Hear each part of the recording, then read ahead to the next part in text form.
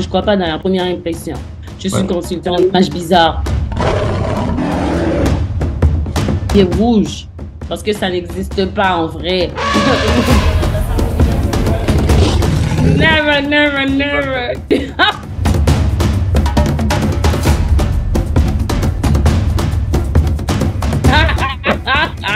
J'ai jamais voulu.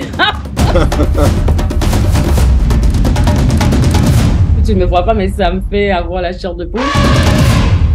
Bonjour à tous, je suis Lu, bienvenue chez Coco. C'est toujours avec une grande joie que je vous accueille dans ce magnifique loft de l'avenue des Ailes. Après ces vacances studieuses, revoilà notre émission Made in Coco, l'occasion toujours passionnante, vous verrez, je l'espère, de découvrir une personnalité au parcours de vie étonnant, une personnalité ultra inspirante de par sa vision, son vécu, sa qualité d'être et la mission, comme toujours unique, qu'elle a accepté de porter pour nous. Aujourd'hui, on s'envole en direction du style, à la rencontre d'une fine observatrice du fil, d'une femme de couleur qui les portait toutes précieusement dans son cœur. Née filiforme, c'est de fil en aiguille qu'elle a pris d'une mère hors norme que savoir bien se vêtir était la clé d'un authentique devenir. Celle qui, jeune fille, réparait les fils d'une mère passionnée de téléphonie, vous, aujourd'hui, une passion sans limite à découvrir les fils qui tisseront les habits de notre génie. Cette semaine, j'ai la joie d'accueillir Rodi Lamour. Bienvenue à toi, Rodi. Oh, bonjour Ruth, et bonjour Luc, je suis vraiment contente d'être ici avec toi. Moi aussi, je suis ravi. On a une artiste, C'est une aventure, cette histoire d'interview. On a passé les vacances, etc. Alors, je suis ravi de t'accueillir, Rodi. Et puis vous, youtubeur, restez bien jusqu'à la fin, parce que comme je disais tout à l'heure hors antenne à Rodi, j'ai prévu de lui révéler quelque chose d'inattendu la concernant, d'incroyable même, je crois, qui devrait beaucoup l'étonner. Alors, c'est une révélation, je vous le promets. Donc, restez bien jusqu'à la fin de l'émission, ça vaut le coup. Je suis ravi de t'accueillir, Rodi, comme je te le disais, parce que pour moi, tu œuvres chaque jour à redonner des couleurs et puis de la joie à tant d'hommes et de femmes qui recherchent leur vraie identité. Alors, fidèle à la tradition, comme toujours, je te propose de mettre en lumière en quelques mots ce que ton parcours a de beau. Alors, tu es né en Haïti, de deux parents haïtiens. Ton père travaillait dans une banque et ta mère était infirmière. Tes deux parents étaient d'une grande humanité, très créatifs et avaient cette envie d'aider qui t'a beaucoup marqué. Très jeune, tu te sens une âme d'artiste, tu commenceras le piano à 4 ans, tu apprendras la danse, tu apprendras la peinture. Et bien que pour toi, il est évident que tu feras une carrière artistique, à l'âge de 17 ans, tes parents te demandent de te définir, de choisir une voie plus concrète que celle d'artiste. Alors c'est un choc pour toi, qui t'étais toujours imaginé dans un métier d'art. Tu vas donc suivre des études de sciences à Haïti, puis après, tu iras vivre 4 ans en République dominicaine pour poursuivre tes études universitaires cette fois-ci, et puis tu obtiendras ton diplôme d'ingénieur. Tu décides alors de commencer à travailler en République dominicaine, et puis tu te spécialises au fur et à mesure dans les télécommunications. Tu vas te former en parallèle au métier de formatrice pour adultes, et puis tu trouves un bon emploi d'ingénieur à l'international, et puis d'un coup, grand virage de vie, la vie te réserve une drôle de surprise quand l'entreprise dans laquelle tu travailles fait faillite, subitement. Alors toi qui voulais être la meilleure ingénieure, meilleure même que les hommes, tu te retrouves face à une grande prise de conscience sur le sens réel de ta vie. Alors, Rodi, qu'est-ce qui se passe à partir de ce moment dans ta vie? Réellement, Luc, quand l'entreprise fait faillite, je me suis remise en questionnement. Est-ce que vraiment je devais courir après être meilleur que les hommes dans ma carrière ou si je devais me connecter à moi-même parce que les personnes quand nous nous comparons, c'est parce que nous ne nous sentons pas suffisants. Donc, ça ceci m'a mise dans une quête de moi-même, de mes propres passions, de mes capacités, qu'est-ce que vraiment je voulais faire. Et c'est ainsi que j'ai vu que le service, et plus précisément en mode, en image, c'est ça que j'ai vu qui me connectait tant avec tout ce que j'ai fait avant, incluant le génie, mais aussi avec moi-même, comment je me voyais réaliser aussi dans mes clients. Mais alors, moi j'ai appris que tu avais quand même suivi une école spéciale liée à la mode. Alors, c'est le FIT que je connaissais pas, Fashion Institute of Technology. Comment t'en es arrivé jusqu'à là? Bon, et comme j'ai pu apprendre, le génie n'a pas été un mauvais détour. Donc, c'est grâce à Google que je me suis mise à chercher et à même chercher comment s'appelait cette carrière. Parce que c'est vrai, je voulais travailler avec l'image des personnes, mais j'ignorais comment s'appelait ma carrière. Ah ouais. Donc, j'ai cherché d'abord comment s'appelait quelqu'un qui habillait les autres. Donc, c'est ainsi que j'ai trouvé que c'est consultation en images. Et ensuite, trouver où l'étudier. J'avais trouvé des options en République dominicaine, mais c'était des cours, je peux dire, un peu plus superficiels à Porto Rico. Mais là, quand j'ai trouvé New York, j'ai vu que le programme était complet. C'était pas juste habiller le monde, donc c'était plus intégral. Et t'avais quel âge à partir de ce moment-là? T'étais à quelle période de ta vie là? Bon, à cette période de ma vie, j'avais déjà ma fille. J'avais comme 20, c'était comme un 28 ans, là. C'était comme un peu, où j'avais presque 30 ans. Ah ok. Parce que, oui, parce que j'ai eu ma fille à 28, donc ma fille était petite quand j'ai décidé de partir parce que j'ai dû la quitter avec mon père et ainsi que mes parents. Hmm. Oui. Et alors combien de temps t'as passé au FIT avant d'être validé et diplômé? Pour être validée diplômée en images, ce sont des études de 2 ans. Hmm. Oui, c'est pour être image consultant. Donc, moi, ce que j'ai fait, je l'ai complété avec le mannequinat professionnel et je l'ai aussi complété avec le leadership. Je ne forme pas de leader, mais pour moi, pour guider, oui, j'ai suivi des cours de leadership. Et actuellement, je suis des cours en EDI à l'Université de Montréal. C'est à propos de l'équité, diversité, inclusion. Et comment t'es passé alors de New York, le FIT, jusqu'au Québec? Ce qui arrive, c'est que depuis ma naissance ou même avant moi, j'avais toujours eu mes parents paternels vivaient ici au Québec. Ah ok. Donc, ma grand-mère, la mère de mon père, vivait ici, des tantes, oncles. Donc, j'ai pas mal de cousins. Ils avaient tout un embranchement de l'amour qui vivait déjà au Québec. Donc, quand on est petit, on aspire à un jour à aller les rejoindre dans ce pays-là qu'on s'imaginait, il n'y avait pas l'Internet ainsi. Donc, c'est ainsi que le Québec a toujours fait partie de ma vie. Et j'appelais ma grand-mère grand-mère Canada pour faire la différence avec la grand-mère qui vivait en Haïti, la mère de ma mère. Excellent, excellent. C'est vrai que quand même, Rodi, moi je te trouve quand même très en lien avec le corps, l'aspect extérieur, mais aussi l'authenticité, on va en parler, la profondeur, ce que j'appellerais moi une corps communicante, une personne qui utilise son corps pour communiquer autant que son esprit. Et puis, alors je me posais une question que je pose à peu près à tous les gens qui viennent faire une interview avec moi, c'est toi qui es tellement en relation avec l'autre, qui as tellement besoin de ce lien avec l'autre quelque part, comment t'as fait lorsqu'il y a eu le confinement, comment t'as pu supporter ce confinement, puis d'un seul coup ce retrait de la relation avec l'autre, hein? Comment tu l'as vécu? Réellement, je peux dire que ce confinement-là, c'est le génie qui m'avait préparé. Parce Hmm. que comme ingénieur, je vendais ces solutions-là. Moi, j'ai travaillé chez Cisco Systems. Je sais qu'il y a des extensions de Cisco Systems en France. D'accord. Donc, moi, c'est ça que je vendais. Je vendais les solutions de téléprésence où on travaillait déjà à distance. Donc, ce qui a été le plus difficile pour moi, c'était de faire comprendre à ma clientèle que être en ligne, c'est pas pareil qu'être en présentiel, mais au moins on se perdait pas. Donc, ce que je n'ai pas pu faire pendant des années pour convertir ma clientèle à être en ligne, à être en virtuel, avec la pandémie, j'ai pu le faire après 3 mois. C'est incroyable parce que finalement tu étais déjà prête à tout, toi, en fait. Tu es toujours prête pour le truc d'après, en fait. Il y a une pandémie. Et comme par hasard, les spécialistes des télécommunications et de la téléprésence, c'est incroyable. En tout cas, pour les youtubeurs qui vont te découvrir, c'est vrai que quelque part, il t'arrive toujours des bonnes choses au bon moment, toi, quand même. Hein. Faut dire ce qui est, quand même. Et Oui, oui. ouais, il y a quelque chose de particulier avec toi que j'ai trouvé toujours étonnant en découvrant. Alors, je me demandais quel était l'impact de cette pandémie de Covid sur toi. Ça t'a fait quoi, toi, de voir tout ça d'un seul coup qui changeait dans ce monde? Donc, c'est premièrement, moi, avec mon esprit d'ingénieur qui ne part pas, j'ai senti que tout ce qu'on a pris du temps à faire des cocktails, des soirées vin fromage et tout ça pour expliquer, et que les gens étaient sceptiques, spécialement les banques qui disaient oui, il faut laisser voyager les gens, ils comprenaient pas, et aussi les employés qui voulaient qu'on leur fasse voyager quand même. Donc, la pandémie est venue, on était comme obligés, tout le monde cherchait ces solutions-là qui existaient déjà. Donc, ça, c'est comme je suis senti que nous, les ingénieurs, nous avons été comme des prédécesseurs de solutions et de vie aussi, parce que c'est des solutions pas seulement pour vendre, mais aussi pour aider. Donc, dans l'autre aspect, moi, au Québec, on disait que ma carrière, c'était pas dans les essentiels parce que le gouvernement va pas faire de politique, Luc, mais le gouvernement québécois avait divisé les services. Qu'est-ce qui était prioritaire ou non? Donc, moi, puisque je suis dans une catégorie considérée luxe, donc j'étais pas prioritaire en soi.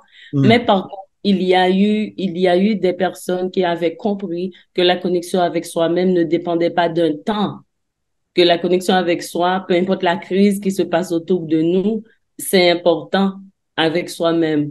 Donc, c'est ainsi que moi, j'ai travaillé pendant la pandémie avec les personnes qui voulaient se préparer pour l'après-crise. Hmm. C'est intéressant parce que finalement, j'ai l'impression que le Covid, ça nous a permis de retrouver l'essentiel en nous. Et toi, ça t'a fait ça? Ça t'a donné l'impression qu'il fallait que vraiment que tu t'occupes de ce qui était important pour toi? Exactement. Donc, j'ai créé des formations pour être en ligne, comment se présenter en ligne. J'ai adapté mes services et je me suis reformée moi-même. J'ai été suivre des cours pour travailler en ligne avec les clients aussi parce que c'est vrai que je connais les outils, mais pour travailler les couleurs, par exemple, j'ai dû avoir de nouveaux outils et aussi les démontrer aux clients que voici, c'est pas la même chose que je vais faire. Hmm. Parce que aussi, la personne peut avoir une crainte, mais si tu ne me vois pas, est-ce que ça va être correct? Donc, je devrais donner confiance. Et pour donner confiance, ça passe aussi par la connaissance que nous devons avoir de nos outils. Donc, je me suis reformée pendant la pandémie aussi. En tout Pour cas, on m'adapter. va parler de connaissance de soi dans cette émission, puis on va aussi parler de toi et puis de cette révélation hein, que je promets à tous les youtubeurs à la fin de cette émission. Je me posais une dernière question par rapport à cette histoire de Covid qui a quand même marqué, nous en France, ça nous a beaucoup marqué, j'imagine que vous au Québec aussi. Est-ce qu'il y a des choses que tu feras plus jamais dans ta vie suite au Covid? Est-ce que ça a changé ta vision de la vie? Oh, mais moi, ce que je le sais que je ne vais pas changer, que je vais laisser instituer, comme je peux pas dire joyeusement merci COVID, on a perdu tellement de vies, mais oui, de garder mes services en virtuel, oui, je vais les garder. Je les garde D'accord. en virtuel parce que j'ai des clients qui sont dans différents pays sur la planète et je ne voyage pas. Moi, je vis à Montréal, je suis à Laval. Donc, je vais garder ceci. J'ai des clients aux États, j'ai des clients en France, j'ai des clients en Afrique. Donc, c'est bien que je reste en virtuel. Comment les couleurs passent sur les écrans, ça va? C'est quand même correct?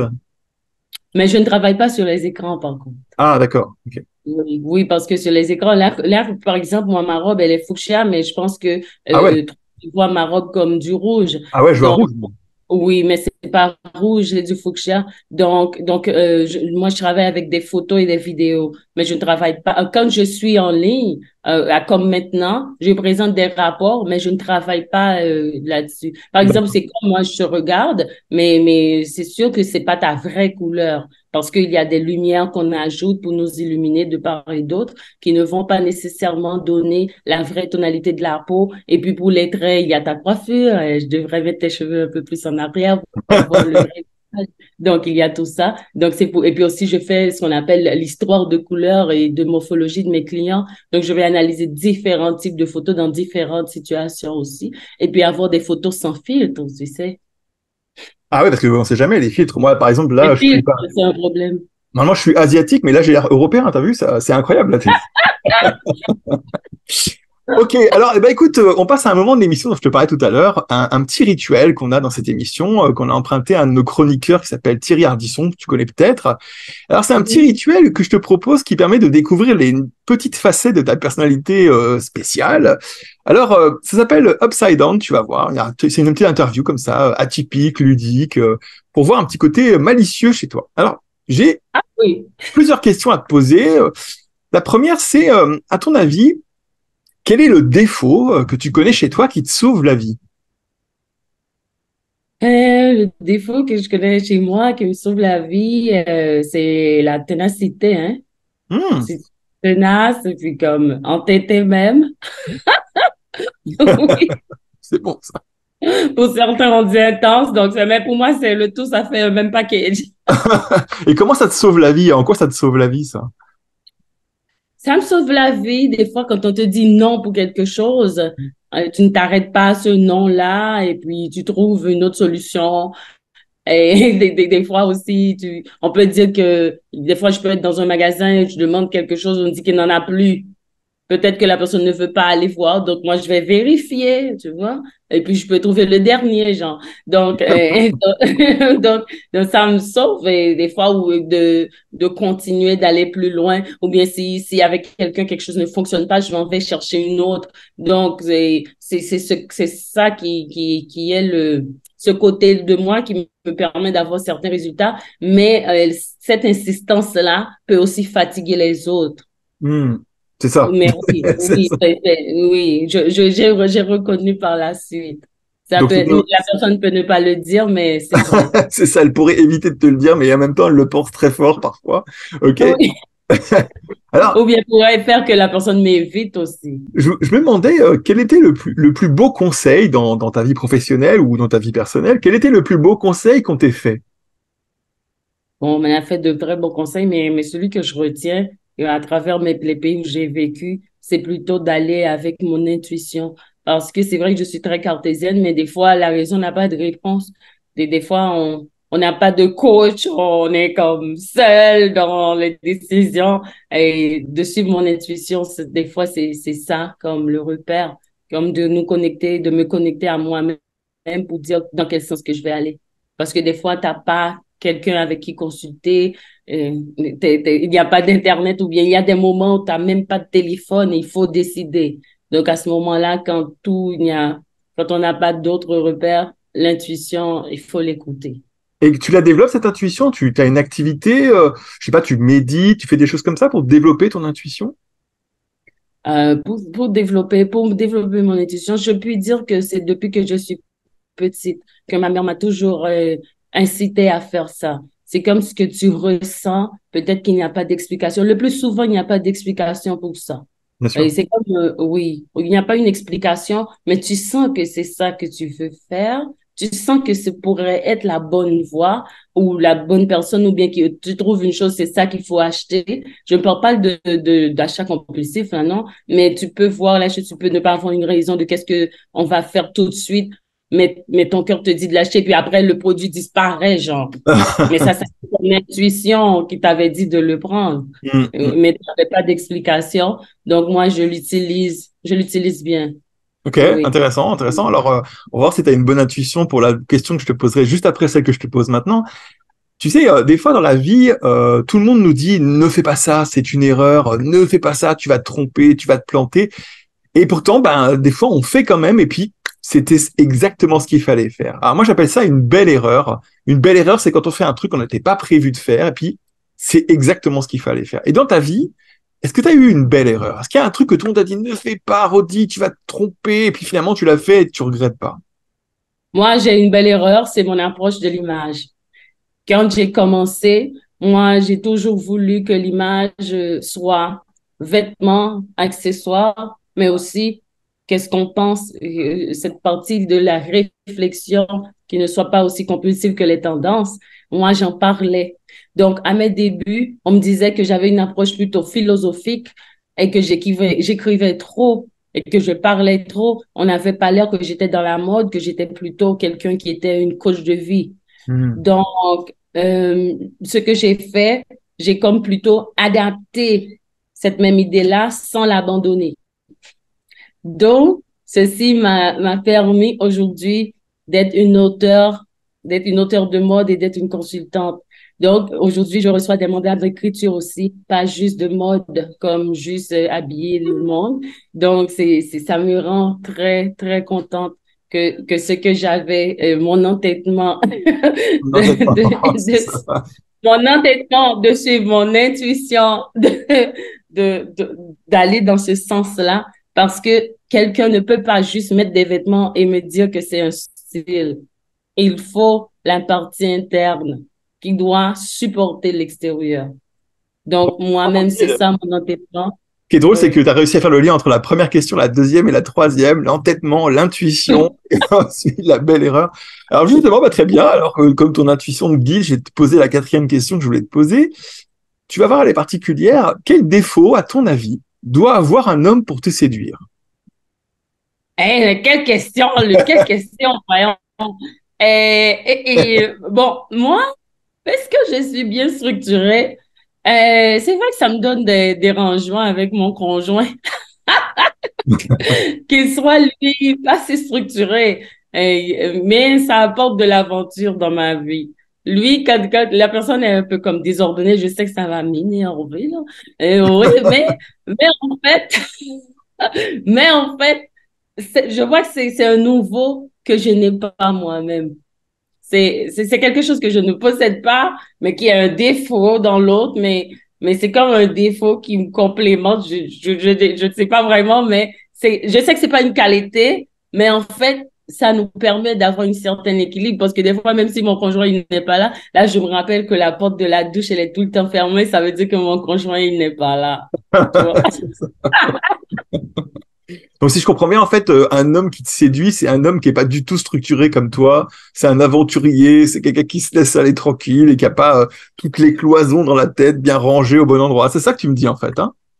Oui, j'aime ça, on vient qu'ils me disent, hey, toi, tout le temps, tu manges telle chose et aujourd'hui, on va manger autre chose. Je suis comme, what? Ou bien on va manger dans la rue, genre. C'est ça, c'est ça.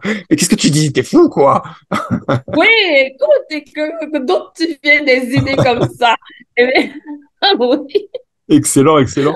Si tu pouvais appartenir à un monde très avancé au niveau dans le futur, là, et qu'on pouvait te cloner, alors donc créer une deuxième Roddy Lamour, peut-être différente de toi, peut-être la même que toi, en tout cas une clone, à ton avis, Roddy numéro 2, elle ferait quoi comme activité professionnelle?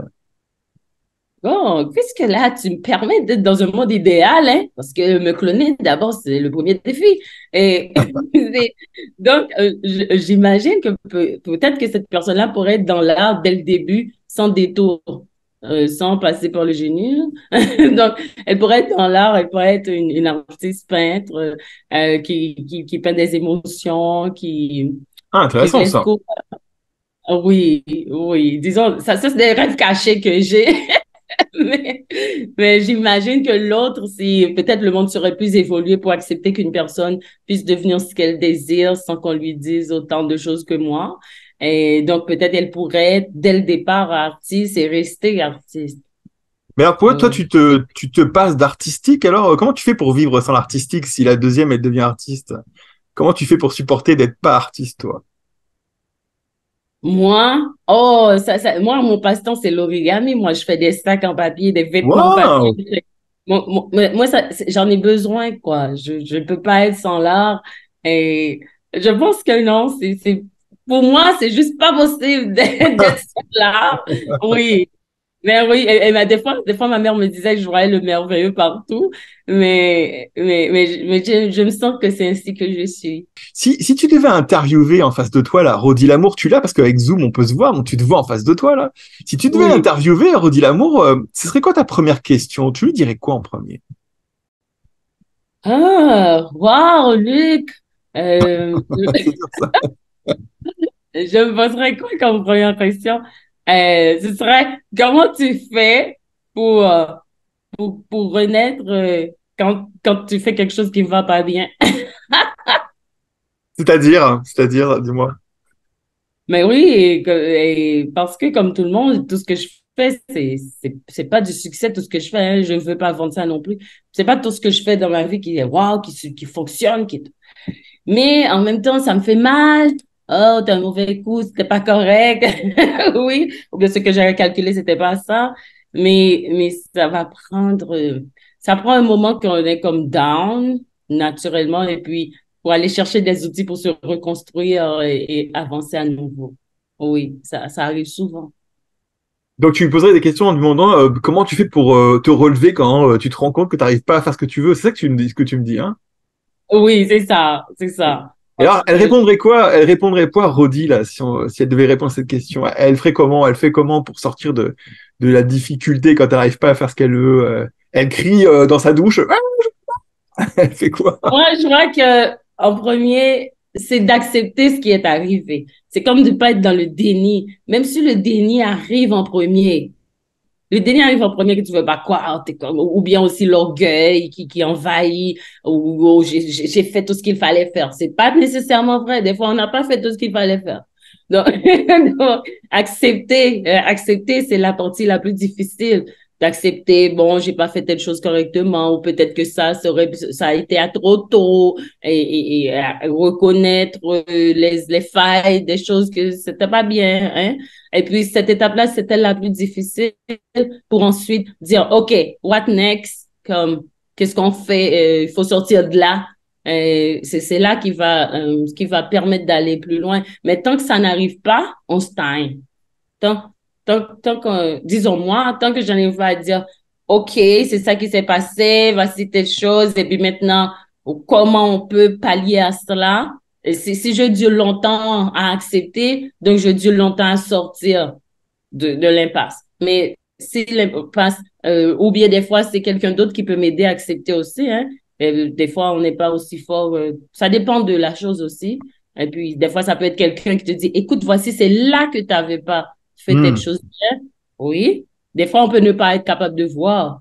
Donc, à ce moment-là, si quelqu'un peut me dire, hey, c'est là que tu as manqué. Donc, Mhm. moi, ça me propulse à sortir parce que c'est toi que je comprends, j'accepte. Et puis, bon, et je vais pouvoir me rebâtir. Oui. Intéressant, hein. Alors, tu vois, tu as toujours été quand même, tu as toujours aimé améliorer les gens, on le voit, hein, les transformer, leur rendre quelque chose, leur rendre quelque part leur authenticité d'être à travers les vêtements, entre autres. Et j'ai su, cher Rodi, parce qu'on en a parlé ensemble, j'ai su que tu avais commencé tout ça dès le plus jeune âge avec une des employées de maison de tes parents. Et j'aimerais bien que tu nous racontes ce truc incroyable. Ah, oh mon Dieu, j'en parle pas beaucoup, hein, cette partie-là, mais en fait, toute petite, j'avais un problème avec les différences sociales. Je n'avais pas de réponse parce que j'avais juste 4 ans et j'aimais pas jouer avec les poupées. Donc, moi, j'observais les vrais gens. Donc, j'avais remarqué que les personnes qui travaillaient chez moi n'étaient pas aussi glam, n'étaient pas aussi belles, je peux dire, éclatantes comme mes tantes, parce que moi, j'ai plusieurs tantes. Moi, j'ai 6 tantes du côté de ma mère et comme genre 5 tantes du côté de mon père. Donc, moi, Ouais. je vois comme elles sont. Je vois, elles sont belles, elles sont toutes arrangées, maquillées, des bijoux et tout. Et celles qui travaillent chez moi, non. Donc, je comprenais pas ça et c'est ainsi que j'ai commencé à les changer, à les habiller et ma sœur les coiffait et puis on met du vernis pour elles, on les maquille, on les arrange quand elles avaient les réunions de leurs enfants, quand elles avaient aussi des mariages de leurs amis, on les préparait pour ça. Et là, il fallait voir, oh, je prenais les chaussures de ma mère aussi quand ça faisait. Donc, il fallait voir, lui, comment la personne qui travaillait chez moi avec de vieux vêtements, et ce qui m'a toujours marqué jusqu'à présent, je ne porte pas de vêtements troués, ni de vêtements avec couleur, ni taches, ni rien. Moi-même, même si c'est pour rester chez moi. Donc, c'est ça qui m'avait marqué. Donc, moi, je les changeais. Il fallait que tu vois ça, Luc. Tu vois, la personne qui te servait, Ah. qui était toute comme des animés, je pourrais dire, Hmm. et qui devient comme waouh, et puis qui passe dehors, les gens ne la reconnaissent pas. Incroyable, Cendrillon en fait, Cendrillon. Oui, l'attitude qu'elle prenait, c'est comme si elle laissait en arrière le service de chez moi pour que cette Hmm. personne-là, oui, que se dire, oui, elle est capable, elle aussi, elle a sa vie. Moi, c'est ça qui m'intéressait et c'est ça que j'ai vu et c'est ce que je fais aujourd'hui. Beaucoup de personnes dans leur vie qui s'oublient, ils oublient dans leur carrière, ils cherchent tellement l'excellence qu'ils s'oublient, ils sont dans la performance. Et puis, moi, quand on se rend compte on va aller trouver ça et puis tu vas voir les gens, tu vas voir les gens après. C'est du wow, hein.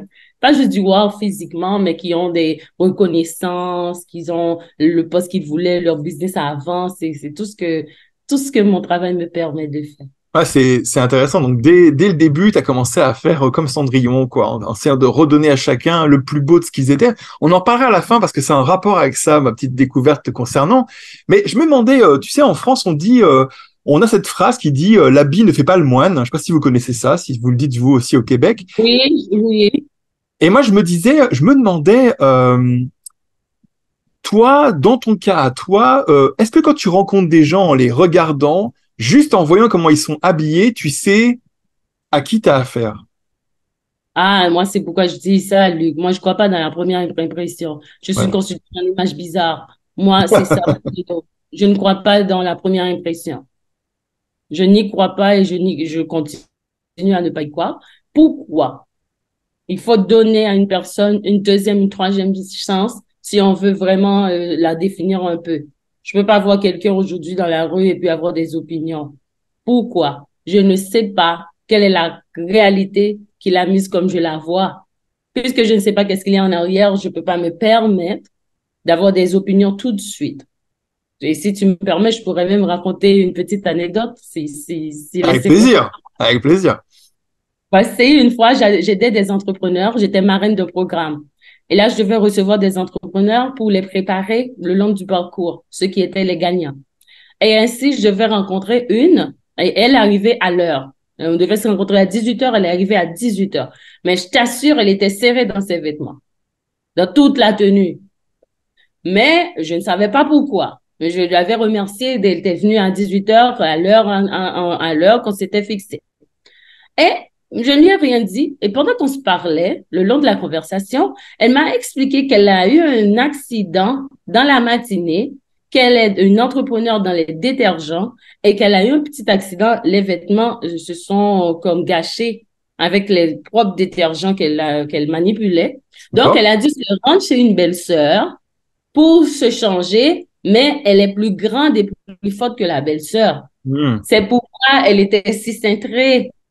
Donc, mais elle voulait être à 18 heures. je comprends, bien sûr. Oui.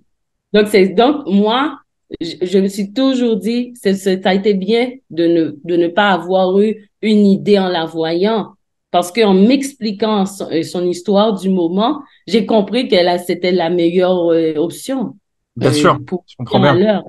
Oui, parce qu'il y a du trafic et tout. C'est clair. Alors, tu disais dans une interview que j'ai entendue de toi qu'il y avait des couleurs qui étaient plus intéressantes que d'autres, et tu parlais surtout du bleu qui était très actif et très impactant devant une caméra. Moi, ça m'a beaucoup interpellé.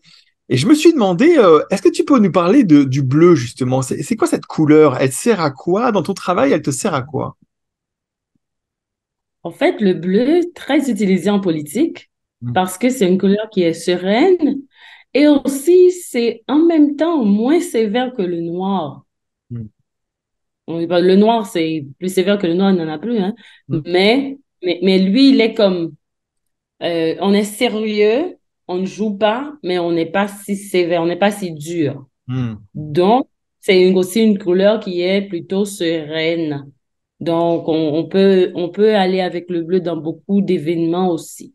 Donc, l'autre avantage, c'est que sur l'écran, c'est aussi une des couleurs qui est c'est la couleur qui est la mieux intéressante avec les caméras aussi, et elle tend à être plus stable. Par exemple, moi, ce que je porte, je t'ai dit que c'est du fuchsia, là, mais toi, tu me crois par la foi parce que tu ne peux pas bien le percevoir. Tandis que si c'était du bleu, c'est fort difficile de le changer. Il faudrait mettre beaucoup de lumière jaune pour essayer de le changer, Ah, ok. mais plus stable. Oui, il D'accord, est donc le plus. bleu c'est stable, le bleu ça calme, le bleu c'est pas comme le noir, c'est un moins austère tout en étant rassurant, tout en étant Mhm. officiel aussi. Et le rouge alors, le rouge tu l'utilises pourquoi? Le rouge, lui, il est plus intense. Et il n'y a pas seulement ce que la couleur peut vouloir dire, parce que ceci peut varier d'une culture à l'autre, d'une région géographique à l'autre, mais il y a aussi l'impact de la couleur sur les autres, pas juste sur moi-même. Oui, par exemple, dans le rouge, ça peut me créer plus d'interactivité sur les autres autour de moi aussi. Pas juste moi qui le porte, que je me sens comme un peu plus allumée, on pourrait dire. Donc, et pour certaines cultures, le rouge peut être par rapport au sexe, ça Hmm. peut être au libido, ça peut être l'amour, des relations intimes. Donc, mais ceci, c'est pas, comme j'explique dans mon livre, Amour et style, un coup gagnant, c'est pas tranché noir et blanc, ça. Hmm. Ça peut changer de sens, mais dans beaucoup de pays, le rouge a ce genre de sens-là et tend à être hyperactif. Et c'est pourquoi on veut retrouver dans beaucoup de restaurants le rouge, parce que ça met la personne en activité. Et puis, selon des études aussi, on trouve que ça fait acheter plus de la nourriture. Alors, tu sais, Oui, Nous en France, on a vécu une crise du jaune. Je vais t'expliquer. Alors, en France, nous, on a vécu un truc qui s'appelle la contestation des gilets jaunes. C'était, à mon avis, très normal et ça devait se faire et c'était plutôt respectable. C'était un ensemble de gens qui travaillaient donc dans des travaux difficiles, comme ouvriers, et qui portaient tous donc un gilet jaune, un gilet fluo. Et puis, ils ont décidé de bloquer les routes, bloquer les ronds-points parce que l'essence était devenue tellement chère et à l'époque, c'était rien par rapport à aujourd'hui que c'était plus vivable pour eux. Et je me suis demandé, voilà, on a vécu une crise du jaune, tu vois, et je me suis dit, je vais en parler avec Ronnie, je vais lui demander, alors pourquoi c'est jaune? Pourquoi jaune? Qu'est-ce que c'est ce jaune qui a été utilisé pour une crise en France? Oh, bon, il y a quelque chose avec le jaune. Le jaune, ça fait partie des couleurs peu traditionnelles ou peu formelles. Le jaune est plutôt plus créatif. Hmm, Il y a ça aussi, et dans certaines circonstances, peut être considéré rebelle parce qu'il est artistique, on peut dire. C'est ce qui arrive avec le jaune. Lui-même, un veston jaune, et puis c'est pourquoi aussi on sait dire que c'est la couleur de la trahison dans hmm. certaines cultures. Mais oui, dans Très certaines cultures. intéressant, dis donc, hein. Oui, dans certaines cultures, si tu t'habilles en jaune pour un mariage, on te considère pas trop bien. Dans certaines cultures, je sais pas le monde, OK? On peut pas dire le monde, mais aussi, il y a des partis politiques qui utilisent le jaune parce que le jaune a cet effet-là. C'est pas trop carré, je peux dire. C'est Hmm. quand, c'est pas la force du bleu, pas la force du noir, mais lui, il est un peu hors norme.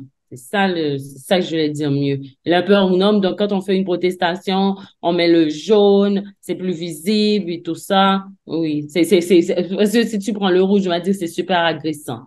Si tu prends le mauve, on va dire que tu es complètement très dans l'art, très dans le flou-flou. Tu vois? Donc, Le flou-flou, ça veut dire artiste, quoi, c'est ça? oui, c'est ça. Et comme tu flottes là, tu vois? C'est ça, c'est ça. Donc, oui, oui, ça c'est, pas dans tout le pays, dans tous les pays, mais c'est souvent considéré ainsi.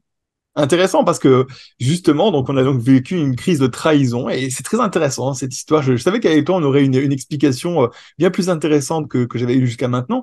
Alors je t'entendais quand même parler, moi j'ai trouvé ça intéressant aussi. Je t'ai entendu parler des motifs sur les vêtements et puis l'effet de ces motifs sur l'attention des gens. Parce qu'il y a des motifs qui empêchent les gens d'être focus et d'autres qui peuvent justement capturer leur attention. Alors toi tu viens d'Haïti quand même, hein, tu viens d'un pays où il y a les couleurs, les motifs. J'ai même vu que sur Ouais. ta page d'accueil de ton site internet, on te voit, tu es quand même assis sur un fauteuil en peau de bête avec un vêtement rouge, peau de léopard. Et alors je me suis dit, est-ce que tu crois que les Occidentaux que nous sommes, on manque justement d'authenticité dans notre mode vestimentaire, on manque de nature, on manque d'animalité? Bon, voici, moi, je dois dire que les imprimés, c'est des éléments de communication. Ils véhiculent des messages. Donc, si on n'est pas identifié avec le message véhiculé par un imprimé, la première chose que je vais faire, c'est de dire de ne pas le porter. Hmm, Mais oui, oui. J'ai des clients, par exemple, qui ne seraient pas assis sur une chaise avec des imprimés animaliers, qui ne porteraient pas la blouse que je porte dans cette photo-là que tu aimes bien, parce que leur cause, bon, leur conviction de vie ne leur permettrait pas de les porter parce que ce sont des clients qui sont dans le courant du respect de l'identité animale. Donc, ceux qui sont dans le courant du respect de l'identité animale ne veulent pas qu'on réplique les photos des animaux dans des vêtements, dans des éléments, ni essayer de copier leur imprimé. Parce qu'ils disent que est-ce que tu serais contente qu'on prenne ta face et qu'on le mette partout, ou bien ta main qu'on le mette partout. Donc, c'est un courant de pensée que je respecte. Et comme je dis que je travaille dans l'authenticité, je ne vais pas mettre ceci. Par contre, quelqu'un qui te dit qu'il aime la gaieté, tout ça, peut vouloir avoir des fleurs. Il y a des gens qui te disent, s'il n'y a pas de branche, je ne suis pas vivante. Bon, donc ces personnes-là vont avoir des fleurs. Mais oui, j'en ai qui disent ça. Et ceci, c'est pas homme-femme, OK? On s'entend, ceci n'est pas genré.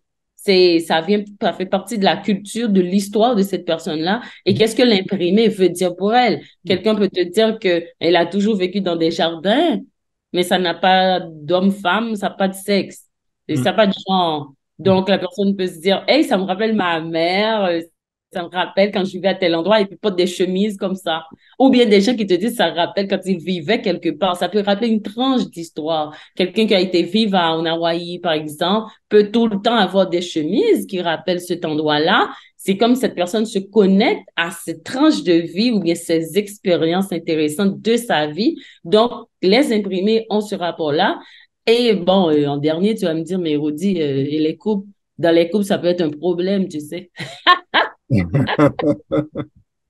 Ça peut être un problème, tu sais, Luc, avec le message. J'en parle aussi dans mon livre. Des fois, par exemple, on peut porter des Mickey Mouse. J'ai donné cet exemple-là, et puis l'autre n'est pas une corrélation infantile, c'est infantile comme enfantine, pardon. Des fois, les imprimés, il faut tout le temps penser à qu'est-ce qu'ils vont dire. Quand même, toi, tu mets un imprimé léopard sur comment dire, un vêtement rouge avec un fauteuil léopard. Tu veux dire quoi, toi, alors? Quand j'avais acheté cette blouse, j'avais trouvé que c'était intéressant parce que c'est rare de trouver un imprimé animalier rouge parce que ça n'existe pas en vrai. Donc, moi, je l'avais trouvé fancy comme intéressant et ce fut une coïncidence que je sois dans cette boutique et qu'il ait ce décor. Ceci n'était pas prévu. Ah, ok, c'était Mais pas prévu, d'accord. c'était pas prévu, c'était juste c'est venu. Et puis mon photographe m'a dit, mais essaie de te mettre dans ce fauteuil, je trouve ça intéressant. Et oui, mes chaussures, oui, je les avais combinées avec ma blouse, mais le décor en soi, qu'il ait toutes ces imprimés animaliers ensemble, ce fut une coïncidence intéressante. Je regardais ta vie et puis j'apprenais que ton professeur de peinture, parlons d'un sujet de la couleur, mais ton professeur de peinture, vu que tu vivais à Haïti, il disait ben, il fallait que tu fasses avec ce que tu avais sous la main, il fallait que tu sentes la couleur, il faut que tu sentes ta peinture, parce que tu devrais probablement recréer une couleur à partir de ce que tu avais disponible. Et moi, j'ai trouvé ça très intéressant parce que je me suis dit, tiens, en fait, Rodi, elle doit sentir la couleur des gens et je voulais savoir, est-ce que tu crois que toi, tu sais sentir la couleur intérieure des gens? Quelle est leur couleur profonde? Bon, oui, c'est un grand lien que tu fais, Luc, voyons. Et, c'est, et c'est vrai. J'ai appris à sentir. Et au début, c'était difficile. Parce que je disais que c'était empirique. Ensuite, à New York, j'ai dû comprendre ce que je faisais, OK? Mais quand j'étais dans le cours avec le peintre en Haïti, c'était lui et moi, hein? Je devais suivre ses instructions qui n'étaient pas organiques pour moi parce que je n'étais pas habituée. Mais aujourd'hui, ça a été un grand apprentissage. Je peux imaginer les couleurs sans les voir. Je peux regarder quelqu'un, même si j'ai des outils et que j'ai à l'université, mais ce que j'ai comme de façon empirique est plus fort que ce que j'ai appris en technique. Parce Mhm. que je regarde quelqu'un, je peux regarder quelqu'un et lui demander quel type de race qu'elle a dans sa famille, ou bien avec quelle race qu'elle peut être mélangée. Oui, des fois, je pose des questions, c'est pourquoi les clientes pensent que j'ai certains dons ou bien que j'ai certaines Ah. psychologies, mais c'est pas, je n'ai pas d'études en psychologie, je dois le dire, mais c'est ça que je regarde la personne. Et puis, quand les personnes nous parlent, on écoute. Il y a des choses qu'ils disent dans les textes qui sont des sous-entendus Mhm. et moi, je dois comprendre ou poser des questions sur ce qu'on ne dit pas ou bien ce qu'on évite de me dire. C'est sûr. Oui, c'est ça que je fais aussi avec mes clients. Que je me dis quelque part que toi, tu es quand même capable d'améliorer les gens. Et puis j'ai fait un parallèle entre l'amélioration et la couleur intérieure. Et je me disais, est-ce que des fois tu regardes des gens et tu dis, non, vous, il faut qu'on vous change de couleur, on va vous mettre cette couleur-là et vous allez briller d'un coup. Voici, il y a ce qu'on appelle les théories de couleur que oui, je vais voir dans une personne, mais par contre, par expérience, il y a l'autre aspect entre ce que je peux voir comme couleur qu'une personne pourrait ou devrait porter selon les normes de couleur, mais qui ne correspondent pas nécessairement avec la personne comme elle se sent à l'intérieur. Hmm. Ça, Oui, ça existe et on doit, comme consultant, être fin et expérimenté pour le saisir. Parce qu'on peut voir une personne qui va avec un type de coloring, mais la personne elle-même n'est pas alignée à ce coloring-là. Je peux voir que quelqu'un, elle serait super belle en blonde, mais si elle ne se voit pas en blonde, je ne peux pas la rendre blonde. hmm, hmm. Parce que si cette personne-là, elle ne se voit pas, ça prend aussi de la personnalité, ça prend aussi de sa façon d'être, ça prend aussi de son parcours. Même si je vois qu'elle serait belle avec tel imprimé, je vois qu'elle serait belle avec telle couleur, si la personne n'est pas prête à emboîter ce pas-là, si la personne n'est pas prête à se voir ainsi, même si j'ai toutes les études que je peux avoir, il faut que je me plie à cette personnalité qu'elle a. Même si on peut graduellement s'aventurer dans d'autres choses, mais pour le départ, on doit respecter ceci avant. Je parlais récemment avec une productrice assez célèbre de musique québécoise qui s'appelle Janie Duquette, qui a lancé le chanteur Corneille, tu dois connaître Corneille. Oui, je connais Janie aussi. Ah bah Oui. oui, tu connais Janie, mais c'est vrai que tu connais Janie. Donc voilà, récemment, je parlais récemment avec Janie, et puis on parlait de Corneille, entre autres, et puis c'est vrai qu'on disait que finalement on était bien le produit de notre milieu, on était bien, voilà, on était le produit de notre milieu, c'est ce que tu dis toi de temps en temps aussi. Et moi, alors, je me demandais, Rodi, est-ce que toi aussi tu te sens le produit de ton milieu, et c'est quoi le produit de ton milieu aujourd'hui pour toi? Moi, je dois te dire dès le départ, je ne suis pas tout à fait d'accord avec que l'homme soit le produit de son milieu. Je pense que nous sommes le produit de nos pensées, de nos expériences. Hmm. Parce que moi-même, tu ne me vois pas, mais ça me fait avoir la chair de poule. Parce que moi, quand j'étais dans mon pays, on me trouvait toujours comme si j'étais une étrangère. Oui, Ça, des fois, les gens me disaient même que je suis comme une blanche noire. Comme, oui, par mes goûts pour la nourriture, mes goûts pour m'habiller, même en Haïti. Donc, ça m'a créé des fois du bullying parce que on n'est pas nécessairement produit de son milieu. On peut être dans un milieu et puis avoir des goûts hors du milieu. Mais je ne sais pas comment ça arrive nécessairement, mais dans mon cas, par la lecture, ça me faisait voyager même si mon corps était en Haïti. Donc, mes goûts, mes activités, c'était pas comme la norme. C'est pourquoi on pensait que j'étais anormale, Luc. Donc, hmm. on n'est pas tout le temps produit de son milieu. C'est comme un genre de petit biais, je dirais, parce qu'on est libre aussi d'aller hors du milieu. On peut aller hors du milieu, on peut changer de niveau comme personne, on peut faire tout ça, hein. Si Oui, on je se suis dit, d'accord. oui, tu peux être dans ton corps en France, tu es dans cette culture-là, tu es dans cette année-là, mais tu peux être dans d'autres dimensions qui ne correspondent pas nécessairement aux personnes qui sont là où tu es, par exemple, tu vois. Oui, mais tu Ça, vois, c'est quelque chose qui t'arrive et puis les gens vont dire, mais là, dans mon cas, les gens me disent, t'es une Haïtienne et puis tu veux faire ces choses-là. Mais moi, je suis libre, je suis un être, comme tous les autres êtres, nous sommes capables de dépasser, de sortir du milieu, même si notre corps physique y est. mais en même temps, tu dis ça, et en même temps, quand tu étais petit, tu étais plutôt maigrichonne, voire chétive, et puis le médecin, il disait, ben, elle risque pas de vivre très longtemps, et ta mère, elle te faisait tes habits, comme je le disais tout à l'heure en parlant de fil et d'aiguilles, ta mère, elle te faisait tes habits, et elle t'a montré qu'un jour, probablement, tu t'intéresserais à la mode, et puis ton père, il formait des gens, il aidait des jeunes à se développer, à s'améliorer, finalement, t'es quand même le produit de ton milieu. Regarde, t'es maintenant aujourd'hui une personne qui forme des gens et qui aide des gens grâce aux vêtements à être. C'est incroyable quand même.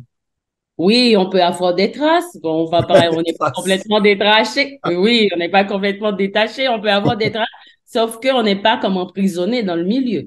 Dernièrement, mes parents, ils étaient là. Ça fait pas une semaine depuis qu'ils sont repartis pour Haïti. Donc, mon père il me disait qu'il sentait que j'étais comme sa version améliorée dans certains. C'est ça. Et que la version Amélioré. C'est oui, il bien. m'a dit, c'est comme une version améliorée. Et puis, de ta mère aussi, je peux pas apprendre tous les trucs pour moi. Oui, oui, nous allons avoir un certain moulage, une certaine, peut-être le début de notre chemin ou bien quelque chose qu'on prend, on la change. Donc, moi, oui, effectivement, quand je voyais que mon père aidait les jeunes et je voyais ce qu'ils pouvaient devenir, je puis dire que le travail de mon père m'a permis de croire dans la transformation humaine. Mm. C'est vrai ça. Ah oui, ça oui, parce que je l'ai vu. J'ai vu qu'il aidait des personnes qui venaient de milieux défavorisés. J'ai vu qu'il aidait des personnes qui n'étaient pas dans des milieux intellectuels, qui aujourd'hui deviennent des professionnels, qui deviennent des intellectuels, qui deviennent des polyglottes. Les gens sont réels. Ce résultat, il est vrai. Je, Ouais. je l'ai vu. Oui, je l'ai vu et ces gens existent. Et ce ne sont pas des célébrités, mais ce sont des succès dans leur milieu. Et moi, je me demandais quand même, il y a un truc qui m'a marqué quand j'étudiais ton propre cas individuel. Il y a un truc qui m'a marqué, Rodi, c'est, je me suis dit, mais pourquoi elle fait pas du stylisme? C'est incroyable. Elle a été en contact avec une mère qui lui a montré qu'on pouvait construire et fabriquer à volonté. T'as un père qui te montre que quelque part on peut construire et fabriquer à volonté ben, les évolutions. Et je me suis dit, mais elle est spécialiste dans l'image, mais pourquoi elle n'est pas styliste aussi? Bon, pour le stylisme, c'est une autre branche de la mode. Moi, j'ai suivi des cours de stylisme, mais c'est pas écrit sur mon site web. C'est- Moi, je suis des cours de stylisme à New York parce que c'est une autre carrière. Dans Mhm. le stylisme, on va représenter une réalité qu'on veut et c'est très attaché à la vente. Ça veut dire que dans le stylisme, on n'est pas attaché à la personne. On ne s'attache pas à qui j'habille. Sinon, on est plutôt dans du show business, du show-off et la vente. Donc, moi, cet aspect-là de la mode ne m'a pas le plus charmé. C'est pourquoi je n'ai pas poursuivi.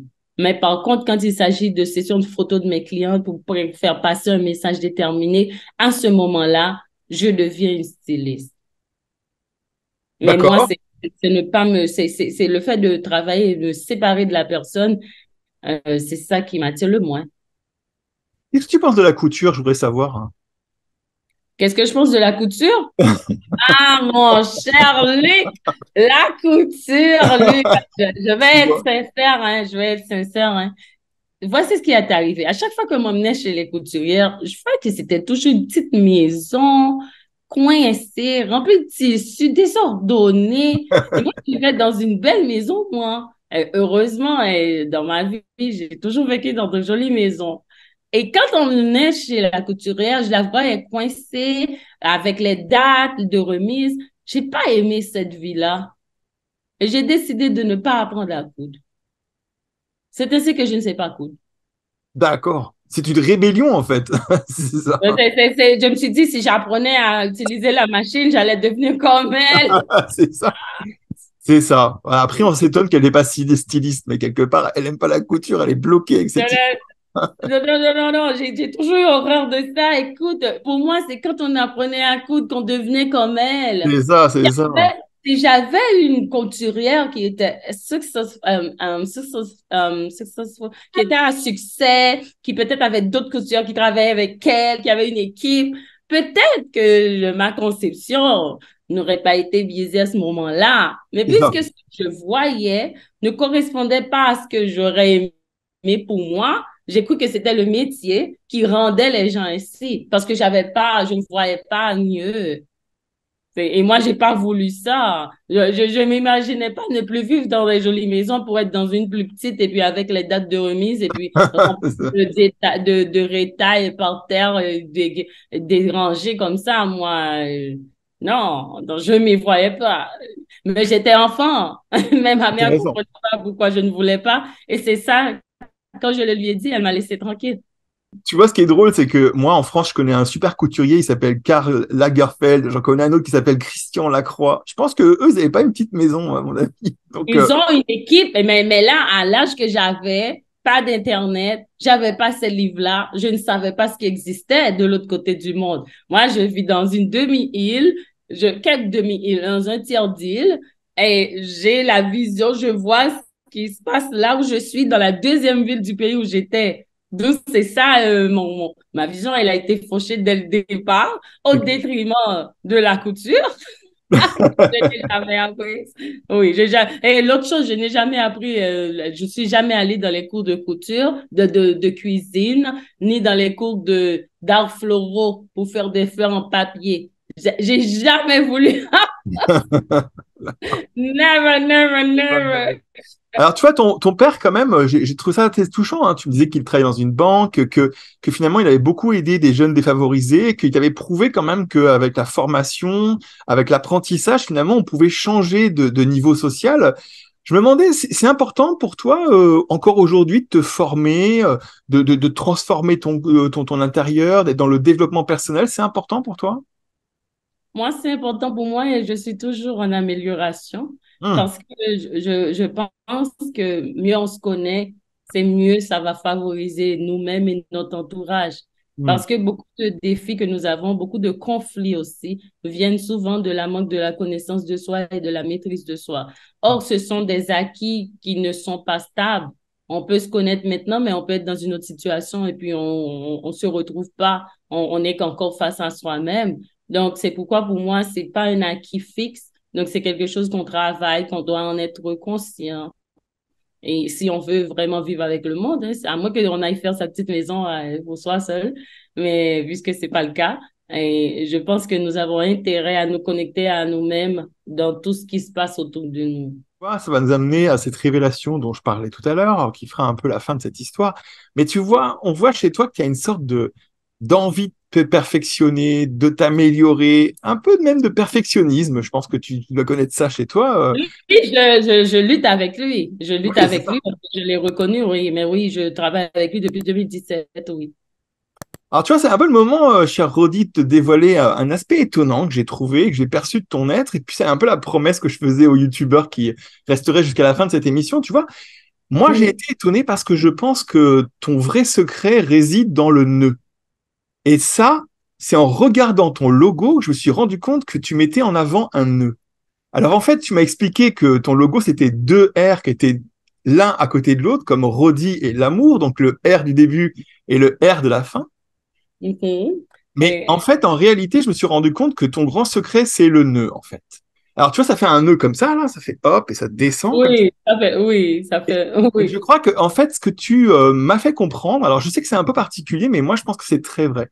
En fait, tu m'as fait comprendre quelque chose, c'est que quand on montre le nœud, quand on montre ce nœud parfait qui est équilibré, symétrique, qui descend sur les côtés, en fait, ce qu'on est en train de montrer, sans même le savoir, c'est l'état de la maîtrise. La maîtrise, elle se représente par un nœud. C'est étonnant à dire comme ça, mais moi je pense en fait que tu es un être de maîtrise. Alors, c'est vrai que dit comme ça, tu vas me dire, mais de quoi il parle, Luc? Il est fou, qu'est-ce qu'il raconte? Mais Peut-être l'équilibre que tu veux dire? Peut-être l'équilibre. je pense que toi, tu es une personne de maîtrise, c'est-à-dire que tu dis aux gens, tu peux pas en rester là. Il faut que tu maîtrises ce que tu es. Il faut que tu aies la maîtrise. Tu peux pas juste apprendre quelque chose. Il faut que tu maîtrises ce que tu apprennes. Tu peux pas simplement savoir un peu l'anglais. Tu dois maîtriser l'anglais. Tu dois pas savoir un tout Ah, peu. Voilà, t'as compris. Est-ce que c'est j'ai vrai ça? compris. Est-ce que c'est vraiment toi ça? Est-ce que c'est finalement pas un peu ton secret que toi tu aimes la maîtrise des choses? Bon, c'est vrai, j'aime bien la maîtrise, mais je préfère dire j'aime l'excellence parce que quand j'avais découvert que j'avais le problème de la perfection moi-même et que j'ai dû réapprendre que c'est pas une qualité, j'ai dû me, j'ai dû apprendre à chercher aussi avec d'autres coachs comment l'équilibrer, comment le mesurer pour ne pas sortir de la perfection et aller dans la médiocrité. Mais en fait, les personnes, c'est de les permettre d'être. C'est dans ce sens-là que je suis attirée par ta révélation, dans le sens que les personnes arrivent à avoir cet équilibre-là de se dire, je suis telle chose. Je suis ce que je suis. Comme j'ai une cliente qui m'a dit, je suis une femme asiatique, mais je me suis jamais dit ça. Moi, je vais arriver à ce que tu te dises que tu es. Et si tu es une enfant adoptée, tu es une enfant adoptée. C'est ce que tu es et je ne vais pas tourner en rond. C'est ce que tu es. C'est pas une offense. Si pour moi, on était plus ainsi, il y aurait moins de discrimination, il y aurait moins de se sentir mal, gêné. Si nous, dès le départ, on savait. C'est comme moi, dès le départ, je dis à une personne, je suis une femme noire aux cheveux crépus. C'est moi ça. This is me. Quelqu'un vient de me dire ça, moi, et qu'est-ce que tu fais? Rien. C'est ça que je suis. Mais c'est ça que je sais que je suis. Donc, c'est correct. Donc, c'est ça, c'est pourquoi moi, je suis d'accord avec ta révélation. Parce que si chaque personne en est ainsi, ou bien on a un œil croche, oui, j'ai mon œil, il est croche, et puis c'est correct, c'est beau, c'est ça que je suis, c'est ça que j'ai. Mais l'œil ne devient pas un problème, un complexe, tu vois. Oui. Alors c'est intéressant parce que on voit que quand même tu minimises la révélation. Je vais te dire pourquoi. Parce que en fait, t'es pas juste une personne de couleur, t'es une personne de couleur qui fait du mannequinat, qui est à la télévision, qui fait des chroniques, qui écrit des livres, qui aide des gens à être plus beaux. Tu maîtrises. Et je crois que en fait, ce que tu vois pas encore, mais que tu vas bientôt comprendre, c'est que en fait ton sigle, cette espèce de logo, en fait, c'est un nœud. Et tu vois, quand je réfléchissais à ça, je me disais quand est-ce qu'on rencontre dans sa vie quelqu'un qui met des nœuds? Quand est-ce qu'on voit un objet avec des nœuds? Eh ben, quand tu achètes un produit de qualité qui est maîtrisé, il y a toujours un nœud sur le paquet. Quand tu offres un Oh, beau cadeau, il y a un nœud sur le paquet. Et c'est pas pour rien. Ça veut dire ceci n'est pas n'importe quoi. C'est une œuvre. c'est une réalisation. Et je pense que toi, en Oh, fait, je trouvais ça génial. Je te voyais avec tes boucles d'oreilles. Et je me disais, mais elle se rend pas compte elle est officiellement l'ambassadrice de maîtrise, la maîtrise. oh, je comprends ce que toi tu dis. Tu vois, c'est important de se parler. Heureusement qu'on est dans un podcast. Là, toi, en expliquant encore mieux, je comprends ton point. C'est pas, oh, OK. Tu Oh, vois? intéressant. Intéressant parce que tu sais, on crée des choses, Luc. Disons, moi, je crée aussi, c'est vrai, mais l'interprétation n'est pas à nous. C'est ça. L'interprétation, c'est à celui qui nous regarde. Merci. Eh ben voilà, moi j'ai trouvé que tu étais un être maîtrise, tu étais un être de maîtrise et que c'est rare, c'est-à-dire que les gens quand ils viennent te voir, peut-être qu'en regardant cette émission, ils se diront mais moi je vais pas juste venir voir Rodi Lamour parce qu'elle sait me coacher et m'aider dans ma réalisation d'être avec mes vêtements. Non non, il faudra qu'ils prennent conscience que ce que tu voudras pour eux, c'est la maîtrise. Ça veut dire que tu leur apportes naturellement la maîtrise, ils le savent juste pas. Et ça, je trouve ça génial. En tout cas, je voulais que les youtubeurs découvrent un être de maîtrise parce que moi, j'étais étonné de la découvrir et je savais pas que ça existait. Donc, je te remercie d'avoir passé ce temps avec moi. Et alors, pour finir cette émission, que je trouve vraiment passionnante d'ailleurs, qu'est-ce que tu pourrais nous dire pour finir cette émission? Ce serait quoi le mot de la fin pour toi? Oh, moi, je suis tellement éblouie par ta définition. Merci. Oui, tu me l'avais promis, mais je ne savais pas sous quelle langue qu'elle allait venir. Donc, moi, ce que je souhaite pour ceux qui nous écoutent, c'est que chaque personne a sa façon de briller si elle s'accepte et se permet d'être. Donc, c'est ça que je vous recommande. Je vous recommande de penser à vous. C'est pas égoïste, hein? C'est pas narcissique. Juste penser à vous, vous reconnaître. C'est ainsi que nous arrivons à rencontrer notre vraie essence et puis être autour de nous bien. Et puis accéder à la maîtrise, c'est ce qu'elle ne dit pas. Merci à vous tous, merci à toi, Rodi.